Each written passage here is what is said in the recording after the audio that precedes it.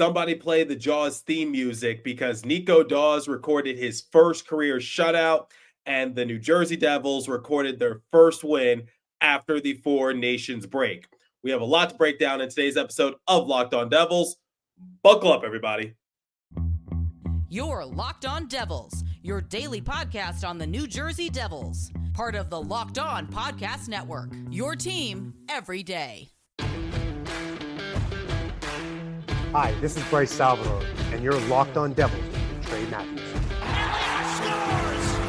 Oh, Steven stepped up, nailed it. Brodor's got the puck. What a shot. The Devils win the Stanley Cup. Alrighty now, what is up, New Jersey? Welcome back to the Locked On Devils podcast here at the Locked On Network. I'm your host, Kyle Chalky Play Announcer, Devils Driver Pucks and Pitchforks, and also part-time credential media member, Trey Matthews. I am back from Boston. Thank you guys for following my coverage of the Four Nations face-off. It was a great event. I had a lot of fun in Beantown, but it's nice to be back home in my normal studio. And we have a game to break down. The New Jersey Devils blanked the Nashville Predators 5-0. Nico Daws recorded his first career shutout. In the first segment, I will share my main takeaways from the matchup. Then in the second segment, I will list some players that caught my eye and name my personal 3 stars of the game. And then in the third and final segment, like I do with every post-game recap episode, I will compare the stats and give the Devils a letter grade. Okay, so this was the second game that the Devils have played since the Four Nations break. And let's just say this particular game against the Predators was a lot better compared to the game against the Stars, in which they lost 4-2. What went wrong in that particular matchup? Well, I think my buddy Jim Behringer of Full Press Hockey summed it up perfectly. He put this out on social media after the game. He said, you can't play 20 minutes of hockey and expect to win. You need more than 3 guys carrying a team. Jack Hughes was good, which we will talk about a little later in this episode. Mistakes end up in the back of your net. Need to bury chances, and can't always wait until the third period to score. He's absolutely right. Now, I will play devil's advocate here. I took that game against the Stars with a grain of salt, and I understand that a lot of people are going to point to the fact that the Devils were struggling leading up to the Four Nations break, but keep in mind, they're coming back from a 2-week hiatus. Only a few players participated in the Four Nations tournament: Jesper Bratt, Eric Haula, and of course, Jack Hughes. So I didn't really expect much rust from them, but for the rest of the guys, especially for players like Nico Hischier coming back from injury, I was not really anticipating the Devils to put on a clinic. And unfortunately, they dropped that matchup 4-2, but they responded nicely because this was the back end of a back-to-back. They went from New Jersey to Nashville, Tennessee, and they performed really well against the Predators, and they didn't fall into that trap game because the Predators are 7th in the Central Division. Sheldon Keefe made drastic changes to his lineup. So let's compare and contrast, shall we? In the game against the Stars, here's what he rolled out with. On the top line, Palat, Hughes, and Bratt. Second line, Meyer, Hischier, and Nason. Third line, Cotter, Haula, Mercer. Fourth line, Tatar, Lazar, Bastian. Defensive pairings, Dillon and Hamilton, Pesce and Kovacevic, Hughes and Nemitz.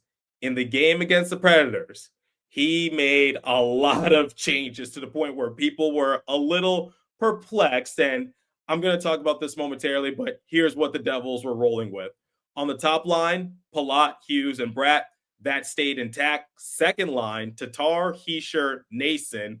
Third line, Meyer, Dowling, Mercer. Fourth line, Cotter, Haula, Bastian. Defensive pairing, Dillon, Hamilton, Pesce, Kovacevic, Hughes, Casey. Tatar on the second line with Hischier. I do want to remind everyone that during the historic 2022-2023 season, Tatar and Hischier saw a lot of success when they were on the ice together. Obviously, this time around, Tatar has taken a couple steps back, and he wasn't really the player that I was anticipating. But we're a couple years removed from that season, and times have changed. It's a different coach, a different system. Tatar's gotten older, but digressing a little bit, Keith basically made changes to the lineup, but I think it's okay to roll with that particular lineup against the Predators because the Predators are one of the bottom tier teams in the Central Division. But when looking at that lineup, that doesn't scream championship contender, if that makes sense. I think Fitzy really needs to get on the phone lines and try to make a trade ASAP just to give the Devils more depth because I don't think you can roll with that type of lineup combination come the playoffs. Maybe it was just for this particular game, but I saw a lot of people on social media basically saying, like, yeah, that's not going to get the job done. That's not really going to help the Devils in the long run. And you're probably right, but I do think that Tom Fitzgerald definitely needs to add a few more pieces to the roster before we can really get a good sense of where this team is at. But players like Tatar, he scored in the game against the Predators, so I got to give credit when credit is due. When looking at this game against the Predators, I think the first 30 minutes of this game were competitive.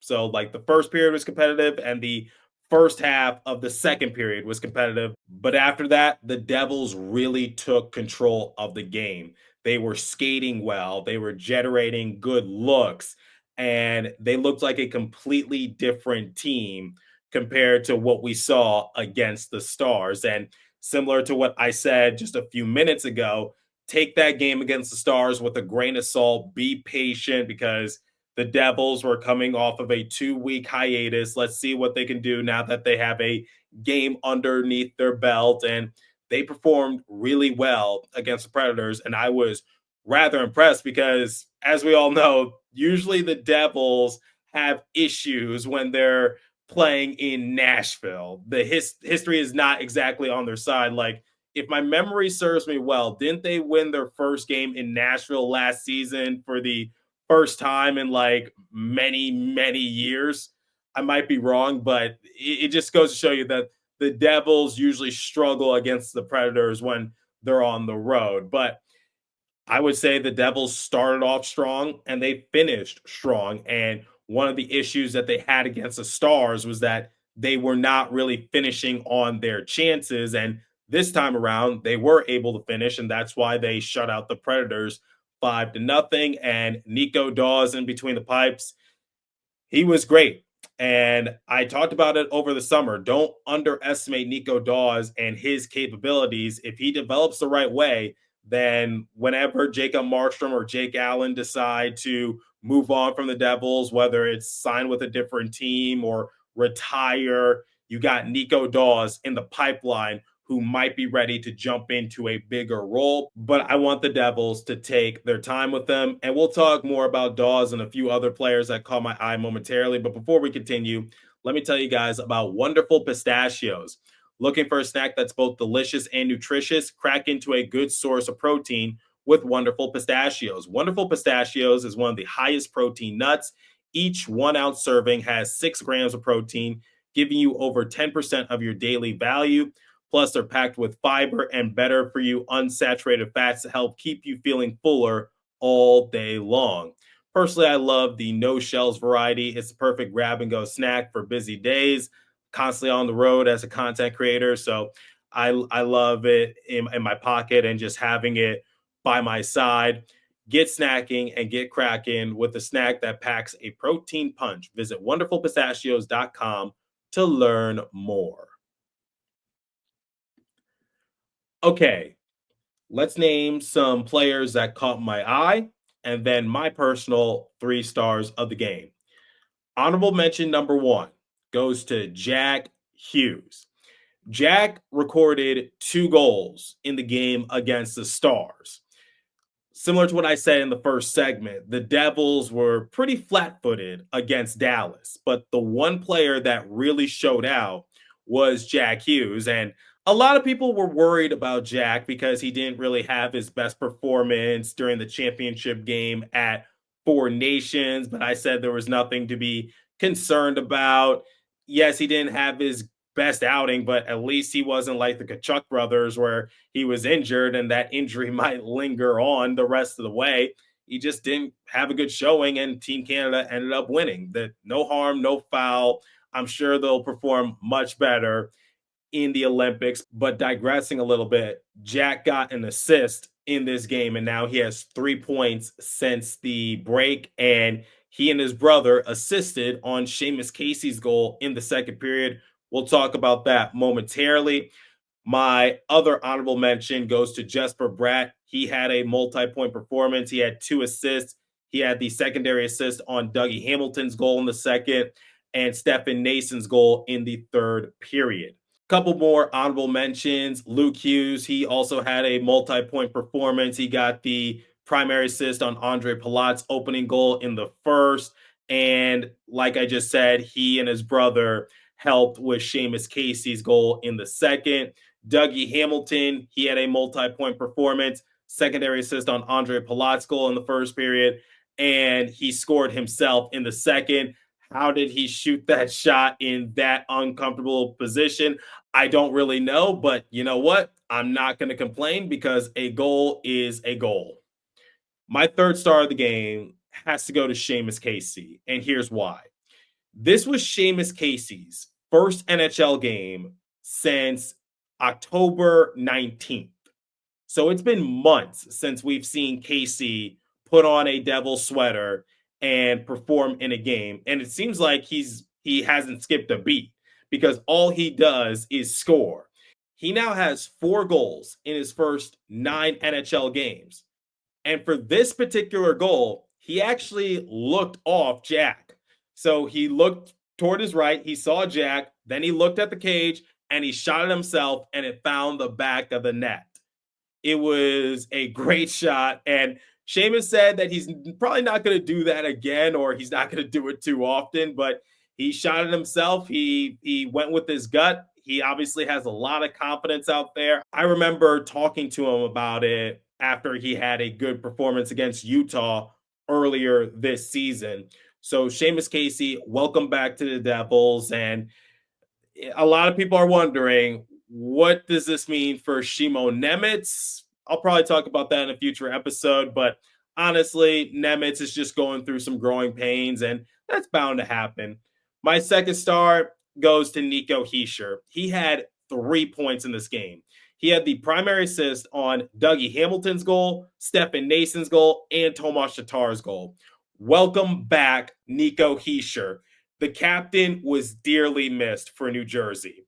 I said it a few weeks ago. Missing Nico for an extended period of time, it hurts the Devils because this team is built around him. And he's like a glue piece on his particular line because he's a great two-way player. He can play both offense and defense. He's great at faceoffs, and he just knows how to lead the way. He knows how to lead by example. So missing Nico for the past, 6 or so games, it definitely hurt the Devils and didn't register anything against the Stars. But in this game against the Predators, 3 assists, 3-point outing for the captain. My first star goes to Nico Daws, his first career shutout. And this shutout was actually in jeopardy because Svechkov scored late in the third period, or so we thought. The Devils challenged the call, and apparently the Predators were in fact offsides. So the goal was waved off, and the shutout was still intact. And Nico Daws just having a good performance in between the pipes. Honestly, you couldn't have asked for anything else. I know we've been talking a lot about Jake Allen and what he's been doing for the Devils in wake of the absence of Jacob Markstrom, but let's not forget about Nico Daws. Like I said in the first segment, Nico Daws is very underrated. I think he put together a few good outings last season. Unfortunately, it got overshadowed by the fact that the Devils were really inconsistent. And no matter what Nico Daws did, it seemed like everyone just swept his performances underneath the rug. But I'm just like, if he's on a better team, which the Devils are this season, then I think Nico Daws will shine a little bit more. But I didn't want him to have the Corey Schneider or Mackenzie Blackwood treatment where he was just overworked. All the pressure was put onto his shoulders because when the Devils were struggling to find a consistent hot hand in net, they had to go with Nico Daws because between him, Akira Schmidt, and Vitek Vanecek, at one point he was the better goalie, but I felt as though you're putting too much pressure on the kid's shoulders and you're just repeating what you did with Mackenzie Blackwood and Corey Schneider, which is it's going to result in him getting injured because remember, he had off-season hip surgery a few years ago. And I'm just like, let's not repeat history. Let's take our time with Nico Daws. So I want everyone to remember Nico Daws has serious potential in this league. But I think for the time being, him being used as a backup to Jake Allen, once again, due to Jacob Markstrom being injured, I think this is a good setup for him. I don't want to say that this was a big win for the Devils, but it's nice to get the first win out the way after you've been off the past few weeks. And to get a shutout, I think that was big for Nico. And actually, fun fact for you, this is the first time that the Devils have had 8 shutouts since the 2010-2011 season. This year for the Devils, Nico Daws has a shutout, Jake Allen has 4 shutouts, and Jacob Markstrom has 3. So I know the Devils have been shut out a lot themselves, but keep in mind the Devils can give it back as well because they've recorded a decent amount of shutouts among their 3 netminders. So there's a little bit of a tidbit for you as we head into the third and final segment of today's episode. But before we continue, let me tell you guys about FanDuel. When the game tips off, the NBA action is just getting started, and there's no better place to get in on the action than FanDuel, America's #1 sportsbook. With FanDuel, you can place live bets throughout the game, so even if you miss the opening tip-off or want to bet on fourth quarter comebacks, you can still stay in the action. And if you're looking for a bigger payout, you can even combine your live bets into a same-game parlay. I love using FanDuel because it keeps me in touch with sports. Right now, new customers can get $150 in bonus bets if your first $5 bet wins. Just visit FanDuel.com to join today. That's FanDuel.com for your shot at $150 in bonus bets. Make every moment more with FanDuel, the official sportsbook betting partner of the NBA. Please remember to always gamble responsibly. Okay, let's compare the stats, give the Devils a letter grade, and get out of here. Shots on goal differential, 36-29 in favor of the Devils. Power plays, Devils were 1 for 1 thanks to Stefan Nason. Predators were 0 for 4 on the man advantage. Hits, 39-21 in favor of the Devils. They were the more aggressive team. Giveaways, 18-11 in favor of the Devils. Takeaways, 6-3 in favor of the Devils. Blocked shots, 25-6 in favor of the Devils. Usually the Devils are the ones who find their shots blocked a lot. But in this case, I'm sure Andrew Brunette was trying to do whatever it took to light a spark underneath his team, but to no avail. Time spent in the penalty box, 8-2 in favor of the Devils. All right. If I had to give the Devils a letter grade, you know what? I will give them an A- because I was very impressed with Nico Daws' outing. The Devils really were impressive from the opening period. This was a back end of a back-to-back, and I'm sure they could feel fatigued. But then again, the Predators were also playing a back end of a back-to-back. So I guess the playing field was even in this case. You can't really use fatigue as an excuse. Devils got the 5-0 victory. They redeemed themselves against the Stars, and hopefully the Devils can put wins together a little more consistently, still in a playoff position, but you still want a few more points to play with. But let me know your thoughts. What did you think of the outing from Nico Daws, and were there any other players that caught your eye? It was a high-scoring affair for the Devils, and a lot of players contributed, so I wish I could highlight a few others, but Yeah, let me know. Leave a comment down below if you're watching on YouTube. If you're listening on podcast streaming service, hit me up on my personal X page app at TreyMatt4 or the show's X page app at Locked On Devils. As for his episode, that's all the time I have for you. Continue to stay safe. Have a wonderful day in New Jersey. Go Devils. I'll catch you guys next episode. Thanks for listening once again.